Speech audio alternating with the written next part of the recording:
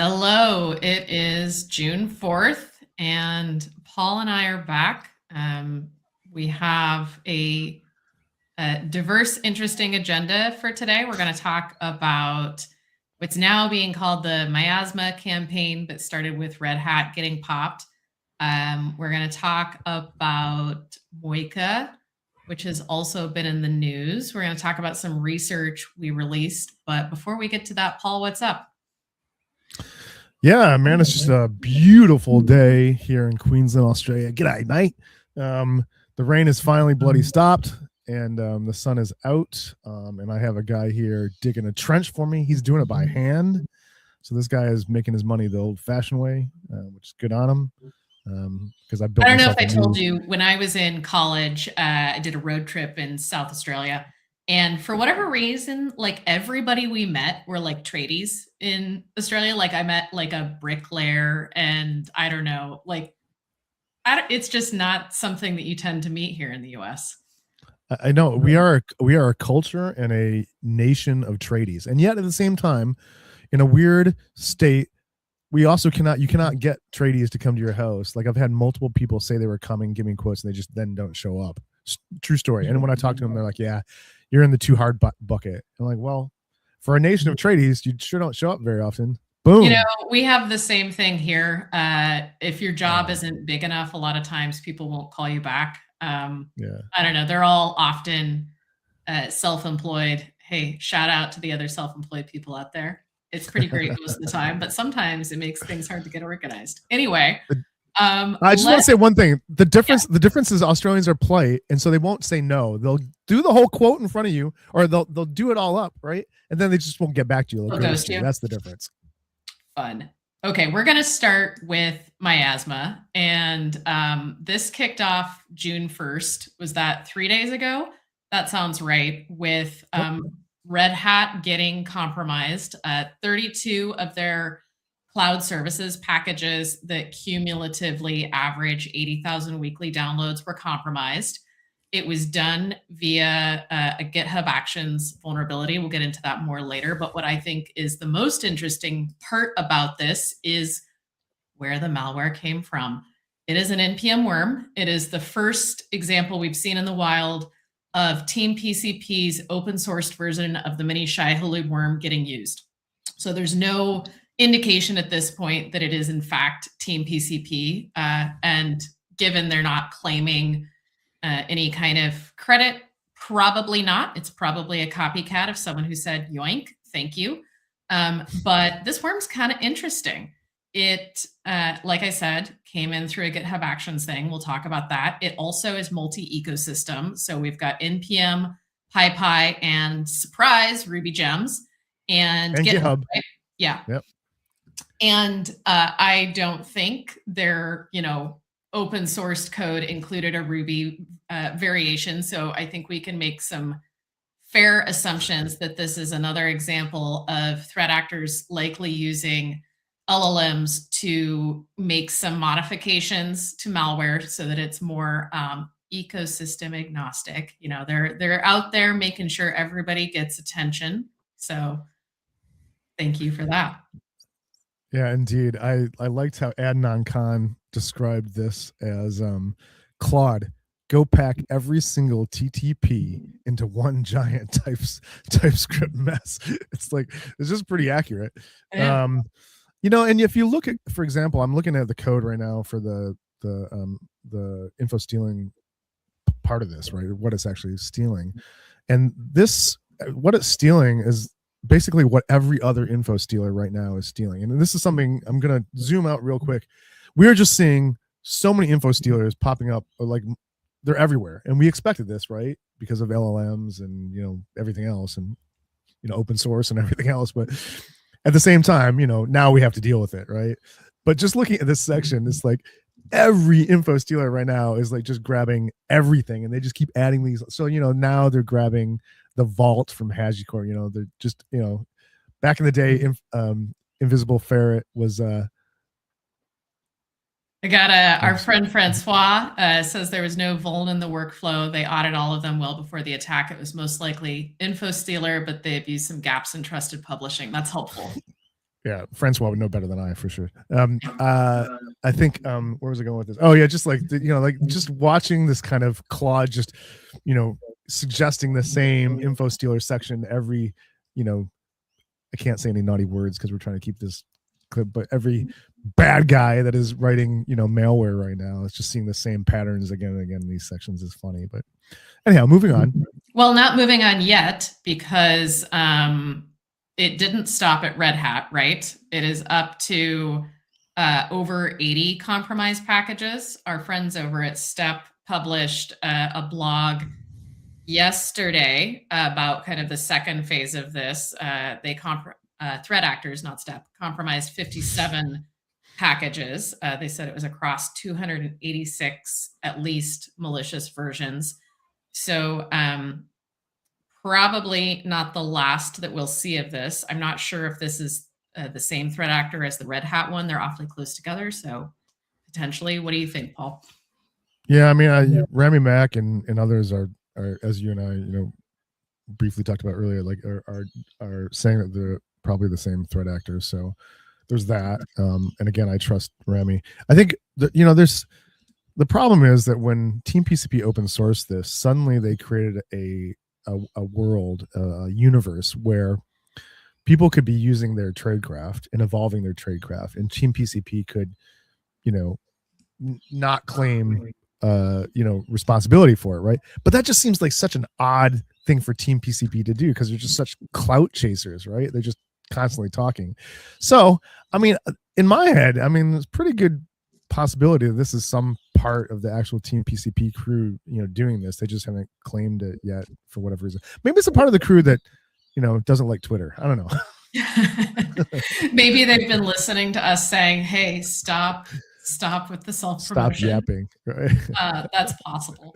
Okay, segueing here. I had a conversation with somebody this morning that's very relevant to this attack. They said, aren't all these account takeovers coming from social engineering campaigns? And I said, that was true to some extent up until, we'll say, the Axios attack in early April, late March timeframe is probably the last time I remember a social engineering foothold for one of these. And what we're now seeing is it's much more likely to be something on the pipeline. So they've moved from the human path being the weak link to the machine path being the weak link.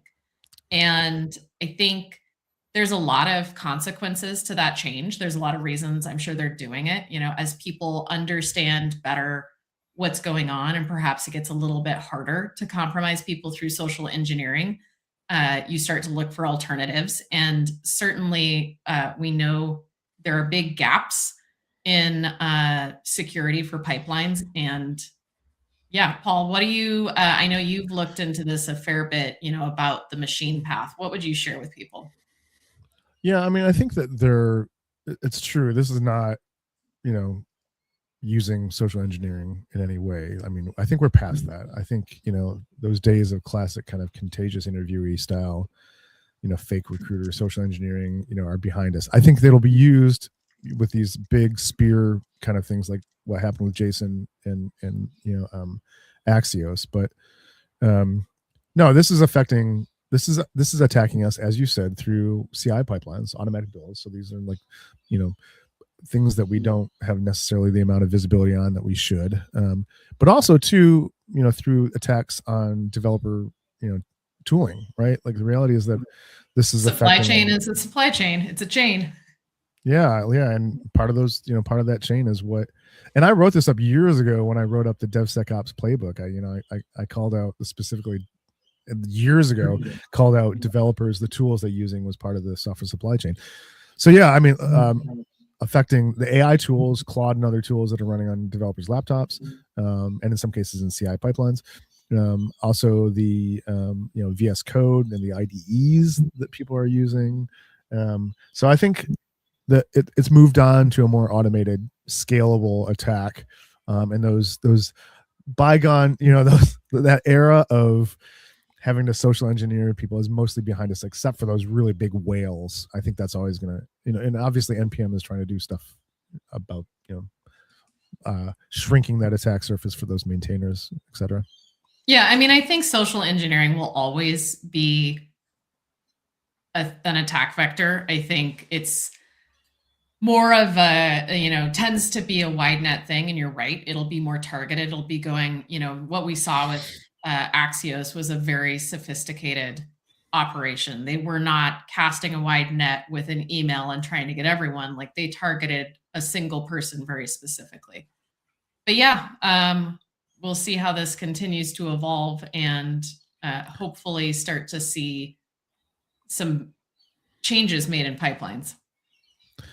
Yeah, agreed. I think it's worth mentioning, and we talked about it briefly earlier, but just the fact that this is, and I know we keep saying this is evolving, but this is like this worm and the TTPs that this tradecraft is using is evolving really, really quickly, and automating many of these steps that that used to be the threat actor would wait to get the credentials back, and then they would kind of sort through them and then do the next stage. Well, now that's just automated. As soon as that gets popped, what we're seeing is within seconds or split seconds, we're seeing suddenly those credentials are used to go out and find additional stuff, drop things into GitHub Actions, and away they go. So it's all this between the evolution and the iteration and the automation. That's just like, it's just scary. I'm at the point now, true story, I just don't want to use GitHub. Straight up, I just don't want to use GitHub. Full stop. Yeah, I mean, especially after the response that we saw when they were compromised, a couple weeks ago by the NX console VS Code extension. We didn't get a very good explanation. It's been pretty quiet, but also, unfortunately, that's the response that you tend to see from bigger companies. Oh, we've got a comment here, ex-GitHub employee. I agree, and it breaks my heart. Yeah, it's a bummer. Like, me too. I love GitHub. For a lot of people, GitHub was pivotal in my career. This idea, and I, even though it's owned by Microsoft, and I do not have any love for Microsoft, let me be very clear, I've always had this special place in my heart for GitHub and the people that work there, and I'm just not going to use it anymore. Full stop. Like, I'm done. Taking a stand. Time to start migrating. Well, let's talk about the next one on our list. What is it? We talked about trends. Now we're going to talk about what our actual data, so I guess it's still trends. We're going to talk about trends that I found in looking at open source malware data. So I'm going to go ahead and drop this blog in the comments. This is so sick, by the way. I just want to call this out. You did a great job with this. Thank you. So the backstory here is, like, maybe a month ago, I was like, Paul, get me a CSV with all of these things. He was like, why do you want that? It's going to be great. And to be clear, I didn't ask why. I was just like, yeah, sure, go to town. She was poking me less about product updates. Because we're very responsible with our data. I had Paul export a whole bunch of data from OSM starting in January through mid-May. And I wanted to know, 6 months roughly of data. What can that tell us? And it was specifically threat reports. Yes, threat reports. I should be really clear about what I was looking at. And 3 trends were pretty obvious to me as I started noodling around in there. The first is about packages. So I looked across all of the package ecosystems that we track, both for volume as well as velocity of new reports. And I mean, no surprise, NPM continues to be where the lion's share of malicious packages are.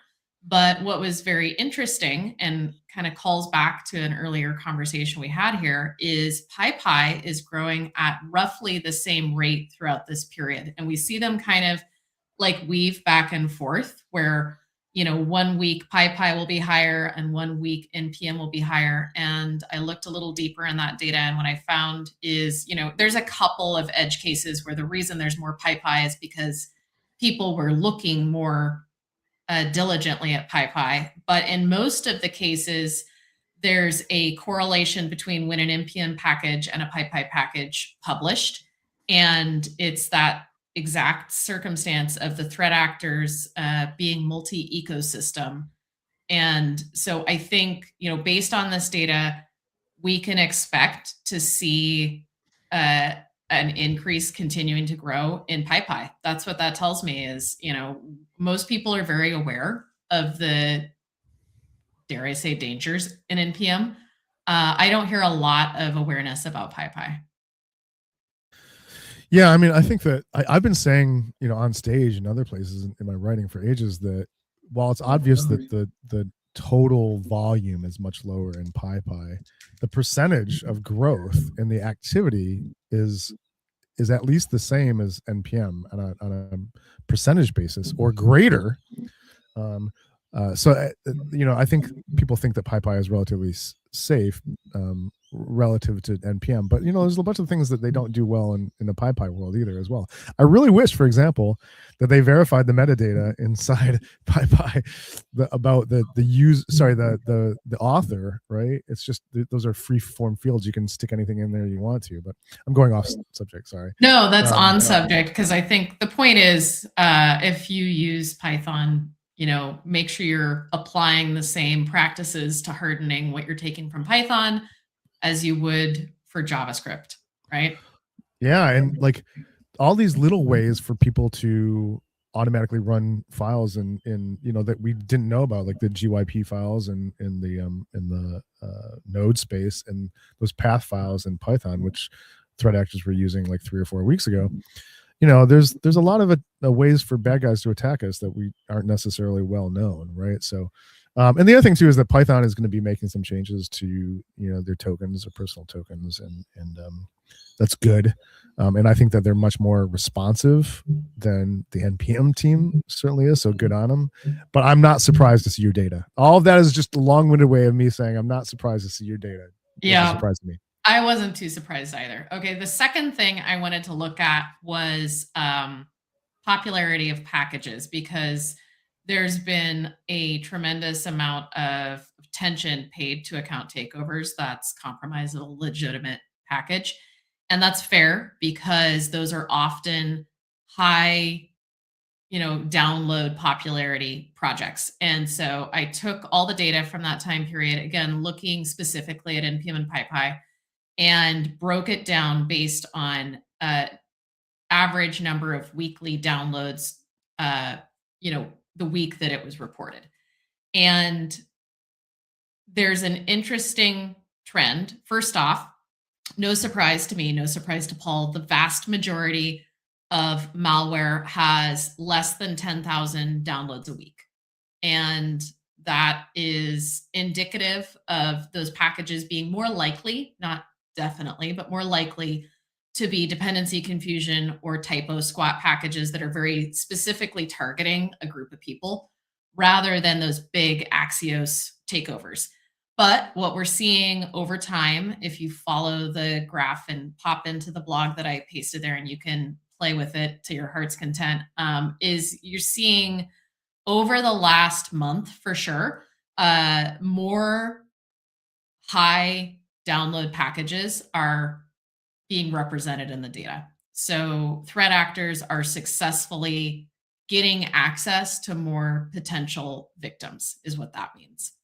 The second part of that analysis was to specifically look at account takeovers, because you can't, it's like a imperfect but okay correlation where you say, well, if it's high download, then it's probably an account takeover, but not always. So I also looked at, what if we tagged as account takeovers, and the line is similar. It's still lower, with a nice, maybe nice is the wrong word, a spike in March around the time that Team PCP really started getting active, and then a secondary spike when Mini Shai Hulud took off. And the number that surprised me, and I really want to look at the data again in maybe like a month or so, is around May 11th, about 65% of the records that were added during that week to open source malware were account takeovers. And that is a bananas number of records.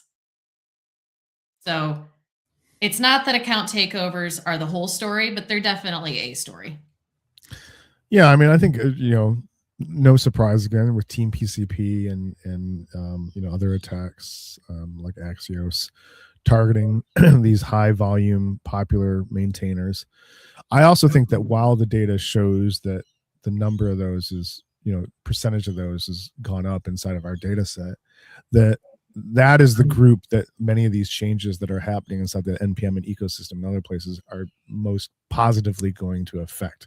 Cooldown periods, as much as I'm a realist about cooldown periods, I came up with a funny I saw your thing yesterday. That was funny. But I mean, cooldown periods, absolutely a great precaution and control for these style of attacks, account takeover compromises, right? Because they do get found quickly. But as we make these changes to the ecosystem, we'll see the percentage of those go down. And also too, and I'm getting ahead of myself here, but I think it's important. What we're already starting to see is we're starting to see this interesting, these high volume, high impact packages are out there for a relatively short period. And because they have a lot of downloads, weekly downloads, they have that number of downloads in that window is relatively large, right? But then you see also some of these other popular, like events channel is a really good example of this. You see these popular, typo squatting or dependency confusion attacks that are out there much longer. So that if you do the math, if you look at that 18 minutes big versus less popular, but it's out there for weeks, like events channel. I let Microsoft know about this a week and a half ago, right? And it's still up, right? Yeah, I pulled this one up this morning when I was talking with someone, and yep, I just clicked it again. Events channel is still live on NPM. This is a confirmed typo squatted package that's targeting Node.js users. And it has, let's see here. Our security policy kicked me out and made me re-log in, which is good. It has a total of 168,000 downloads. That's not nothing. Sounds about right. So, to your point, like those point in time, big spike account takeover, that's going to get a lot of people in a short amount of time. And it's going to get the people who don't have cooldown periods in place or who don't have some kind of a, dependency pinning, dependency management process in place. These more under the radar ones, the reason that they stay up for so long is because they don't have a package maintainer screaming, hey, my stuff got taken over, please fix it. And so, it's really unfortunate that this package is still live. It's still getting downloaded. We reported it. We've posted about it on social media, and it's still live. Where was I going with that rant? I don't know. That's okay. Well, and there's a third state here. You ready for that? Jen and I haven't even talked about this yet. So I'm going off topic again. But there's a third state here where we're now starting to see GitHub accounts and NPM accounts that haven't been used in a long time. And we'll talk about this in more detail next week. But that haven't been used in a long time, that have now been compromised, and they're using them like they were a born malicious package. So they basically dump a bunch of malicious repos. They start publishing packages under this name. They're using, in one case, they're using the guy's actual domain, that he has spun up. He's a developer and he spun up his own. They're using that domain for the exfil now. So they've just taken over all of his infrastructure, right? Yeah, I mean, it's a heck of a lot easier to steal that than it is to artificially age something. And, still a lot of people are surprised that you can inflate downloads in GitHub. But I also, as a corollary to that, I also noticed that the price that bad guys were charging for aged GitHub accounts on the dark web now has gone up pretty dramatically. It's gone up by about 8x or 10x now. So they're asking for, they used to be able to buy these things for like $12-15 an account. Aged accounts, and now they're well over $100 each. So there you go. Lovely. Okay, the last piece of data in the analysis that I shared in the comments is specifically about malicious claw hub skills. We had a feeling when this came out in January that this would be a threat actor playground. And Paul, you were not wrong. You found, 386 malicious skills within like 2 days. And Tony's here for it. Let's go. I love this subject. You found almost 400 skills within a couple days. And then by the end of March, we had over 700 in the database. And so I took all of those skills and I cheated a little bit. I looked at the name of the skill because that's what threat actors will do is they'll name it the thing that they want you to think that it is. So I don't have to go look at the skill to know what they're trying to copy. And I broke it down into categories based on what kind of technology were they targeting in that. And there's definitely some like, here's my shocked face. I'm not surprised by, oh my gosh, they went after crypto, really? Crypto and finance was number one. Certainly there were some that went after developers, but the like big surprise is that almost a fifth of the skills were targeting somebody in a marketing job. And we know that because they have titles that reference SEO, that reference things about YouTube and social media. Klaviyo, which is a popular platform for like customer marketing. There's a ton of stuff that is very TikTok? obvious. A bunch of it was targeting TikTok. TikTok, you're right. So I think this is part of like a conversation that we're all a little ostrich, head in the sand about, where it's like, we know developers are a target for malware. We know developers are a target for threat actors, but we also know everybody is being asked to use AI. And most of those people don't fall under the umbrella of application security, right? My code that I write as a marketer or a salesperson or finance is not getting scanned in the same way that a developer's code is getting scanned. So I think we'll see more of this. It's yeah. I totally agree. I think, and just very, very briefly, I think that bad guys realize that LLMs and agentic development tools allow people that are not natively software engineers to go and build tools and products and data sets and data. And it makes a lot of sense to be using the distribution of the AI agents, right, and the skills and everything that goes along with it to attack people that are writing code or building products that aren't software engineers, that have other primary roles, whether it's marketing or what have you. So I totally makes a lot of sense, right? With the democratization of agentic software engineering, development, it comes a new way to attack people that are not natively software engineers. Yeah. Going back to what we said earlier about the human path versus the machine path, in some ways, that's what's happening here. Typically marketers were getting targeted more by phishing campaigns, and I'm sure that will continue. But this is a way to target marketers without relying on the same type of social engineering. Anyway, we are going to take a nice chunk of time now and talk about another campaign that's been in the news. And the reason we're going to take some extra time here is not so much that the malware itself is super interesting, but there's a lot of history. And so you may have heard, I don't know how many people have named it the way that we have. So we're calling it the Moika campaign. And the reason that we're calling it Moika is because of the infrastructure behind it has oob.moika.tech as part of the infrastructure. And to date, so C2. Yeah, there's C2. There's over, let's see here, 260 verified threat reports on this campaign. And there's not a lot of agreement in the community about what's going on with it. So I'll give the TLDR, and then Paul, I know you have a lot to say about this. The TLDR is the account associated with this campaign has a history of legitimate activity as a bug bounty type thing. Where it is today, publishing this volume of malware, and some of these have some decent download stats where it's undoubtedly catching people. If this were a legitimate campaign, you don't want that many people running after it. So I'll drop a couple links, and Paul, why don't you wax poetic about Moika? Yeah, thank you for the opportunity. We are going to go long today because I think this is important.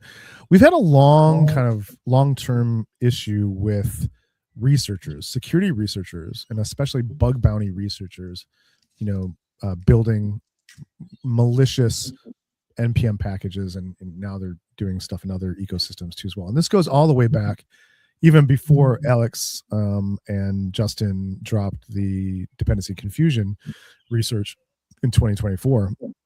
People have been doing this to collect bounties for a while. So what we have is a long-term behavior set of researchers creating malicious packages. Now, there's kind of this accepted that this needs to happen because bug bounty platforms and programs want to know if they're susceptible to dependency confusion and other kind of software supply chain attacks, right? So there's real genuine validity to security researchers making these things. But we kind of expect that generally they follow a set of guidelines here, right? Which is that they only no harm. It's like the Hippocratic Oath, right? Yeah, exactly. Yeah, they typically they pull the public IP address and maybe a host name and maybe username and maybe a couple other really minor things. But what they don't want to do is they don't want to exfil Etsy password, and they don't want to they don't want to exfil important data, right? Because then they cross a line. They cross an ethical line. All right, so there's that first. So we have all these people doing this research, and in 2024, for 3 months, I don't know if I mentioned this to you before, Jen, but in 2024, October through December and into January 2025, I validated the percentage of packages that went into OSV at the time, because at the time I was working a lot on OSV, and seeing what percentage of them I could attribute to a bug bounty researcher.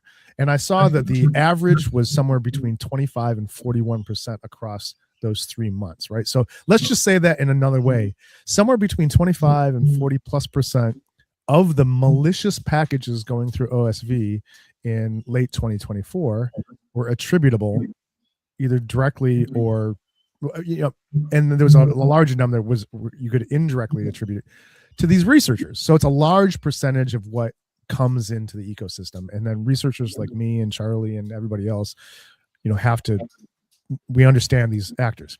So then now the next thing we want to talk about is we want to talk about these researchers that have been doing this for a while. And one of them is Darshan. Darshan's been JPD is their call sign. And I know Francois is probably giggling to himself right now, but JPD has been doing this for ages. I've been tracking him since 2024 at least. I mean, I've got data going back a while, and he's a bug bounty researcher, right? And he just dependency confusion and to a lesser extent typo squats are that's what he does, right? And it must be successful because he's been doing it for ages. He always attributes in each one of his packages his initials, the email address always, because he's always having to create new ones and roll through. So you can basically almost 100% of the time attribute a JPD Darshan package back to him, right? Now, Darshan does cross the line sometimes. I've seen him do some things that cross that ethical researcher line. But he got called out for that, maybe in January or February. A lot of I've called him out. The community, yeah. I mean, not just called out, but a lot of people accused him of malintent. Yeah, exactly. 10-4. Now, you can find him online. He's on Twitter. He's everywhere else, right? So there's that. Now, here's the thing is that Koi comes along in 2025 and attributes APT level status to old mate Darshan, which I'm sure at some level Darshan was like, oh, look at me, I'm an APT. But at the same time, I'm like, oh shit, now like I got a bunch of people talking about on everybody's radar, dang it. And me and a bunch of my other, my peers inside the community are all kind of just like, oh God, this is not an APT. This is, what was it? Hidden Raven or Phantom Raven, whatever it was, right? Phantom Raven, anyhow, I think. Yeah. So here we are. So we have this history of all this kind of stuff happening. And now Moika comes along.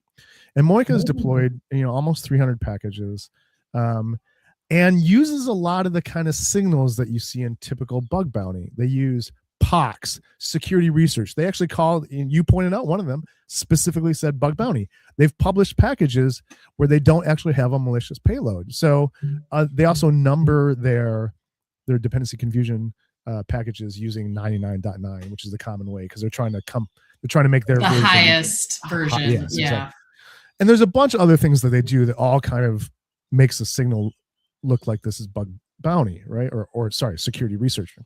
But then you look at the payloads and you're like, some of these payloads are just overtly malicious. They're just ganking credentials. And one of the other researchers has attributed them to a Russian nexus. Now, that doesn't mean that there's bug bounty researchers in Russia, but these packages don't look like researcher packages to me, or at least not like the ones that I've seen. And so it's just a weird thing. There's not a lot of high impact here, but I think I wanted to talk about it because it does connect to this legitimate or semi-legitimate gray area of these bug bounty packages that we've been dealing with, for years. And we call them malicious inside of our ecosystems because you don't want to install one of those, right? Like, just because it's targeting, somebody else specifically. Now, here's the thing with Moika. Moika is targeting very specific NPM namespaces. So they're like kind of systematically going through targeting individual organizations. That again looks like bug bounty, but in this case, the payloads don't align to that kind of outcome. So, I don't know. It's a weird one, and I wanted to talk about it as really a greater observation about the fact that we have a lot of volume of these malicious packages inside of our ecosystem that are created by people that are ostensibly researchers, or really are, and that's part of what we have to spend time identifying and culling weeding through. And is this like a Russian, I'm just speculating, I'm pulling this out of thin air, but is this like a Russian threat actor trying to pretend like a researcher? I don't know. It feels weird. And I'm seeing more of these weird ones as people get access to AI and LLMs and can generate. Well, that was literally going to be my question, because there's been a lot of talk in the community about AI slop bug bounty stuff, right? Usually it's oriented around CVE, type things. We've seen lots of programs say that, I was reading HackerOne is going to change their process where it's going to be leveraged more based on the credibility of the person. If you're a known, which is a good change. Researcher, yeah, it's a good change. And frankly, in response to what happened with Microsoft 1 or 2 weeks ago, burning a researcher, but I digress. We haven't talked a lot about AI slop malware. What do you think is going to happen here? There's certainly the threat actors who are using AI to rapidly iterate, but what else are you seeing? Yeah, I mean, this AI slop thing, which I think, just to kind of define that really quickly for our audience, is where basically an LLM hallucinates that a package exists. Let's just say events channel. Let's just pick that, right? Because this might be an example of that. Events channel shares a name with an internal process, but also there's a 13-year-old package called event channel, which nobody uses. But anyhow, so it's just weird. So LLM at some point hallucinates that a package name exists and then suggests it to a user, right? And they include it in their package manifest or what have you. And a lot of times this is like more behind the scenes. It's just doing it. Nobody ever looks at it. And you don't realize, right? And if I could interrupt, when I was at Endor, we did some research on this last year, and it's a shockingly high number of packages are hallucinating. Yeah, I mean, the platforms have gotten better at it, but I think it's kind of it's fallen to these kind of niche parts of the ecosystem, and where it's much harder to attack. So, for example, one of the ways that I see events channel being picked up is in MCP servers. There's a bunch of if you just search on Google, you'll find these DIY MCP servers that are calling the events channel package. Why and how did it find that kind of niche? I don't know, but this is where it's happening. It's all all over the place, and who knows what tools people are using. So bad guys then go and create a package with that name, and suddenly something that was a hallucination on the agent's part is now an actual genuine malicious attack inside of your ecosystem, and it happens much more frequently than people think. And in this case, I don't know how this thing is as popular as it is, but it continues, and Microsoft dropping the ball, because they're dropping the ball everywhere. They haven't taken this thing off of the registry. It continues to be a fairly effective, typo squat. So, yeah, it's the world we live in right now. Okay, we took our extra time. Did you get it all out of your system? Well, not really, but that's okay. I got enough of it out that I feel good. I got a chance to vent about this weird bug bounty researcher fakeness that anyhow. Well, there'll be enough in the tank for next time, I'm sure. Right. We already are queuing up things to talk about next week too, as well. So we got a full one. Yeah. Well, as always, if there's stuff you want to learn about, DM us, comment in our videos. I keep an eye on all of that.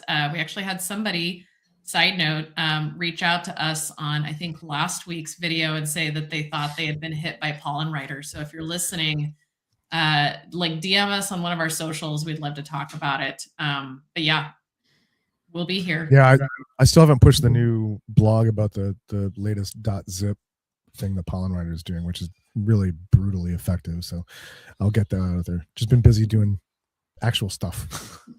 Well, that is stuff, but well, that's stuff, but like business product stuff, to develop. Yeah. Right on. Have a great one, everyone. Thanks, everybody. Appreciate you listening. Cheers. Bye.